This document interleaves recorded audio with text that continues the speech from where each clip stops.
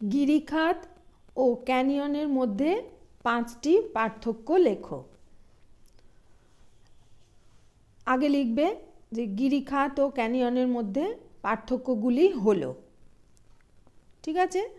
তারপরে এবার তোমরা তো জানো পার্থক্য লিখতে গেলে মাঝখানে একটা দাগ টানতে হয়, একদিকে লিখবে গিরিখাত, একদিকে লিখবে ক্যানিয়ন।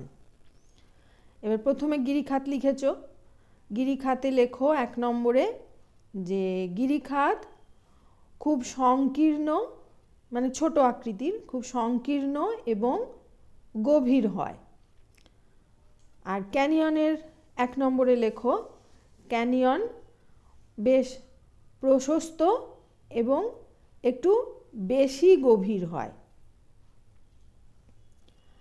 2 নম্বরে লেখো গিরিখাতে যে গিরিখাত হলো ভি আকৃতি বিশিষ্ট,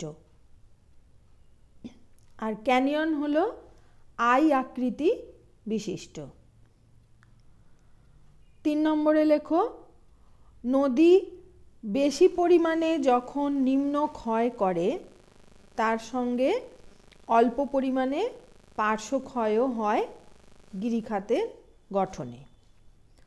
আর ক্যানিয়নের জায়গায় লেখো 3 নম্বরে যে নদী শুধুমাত্র নিম্ন ক্ষয়ের মাধ্যমেই ক্যানিয়ন গঠন করে। 4 নম্বরে লেখো গিরিখাত তখনই গঠিত হয় যখন নদী খুব খরস্রোতা, ঠিক আছে। আর ক্যানিয়নের 4 নম্বরে লেখো যে যখন নদী চিরপ্রবাহী তখন ক্যানিয়ন গঠিত হয়।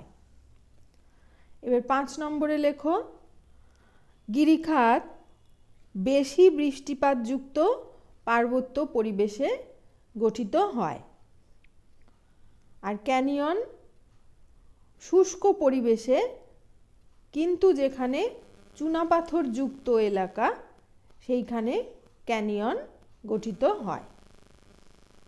তাহলে 5টা পয়েন্ট তোমরা বুঝতে পারলে, মাঝখানে দাগ কেটে ভালো করে পার্থক্য লিখবে।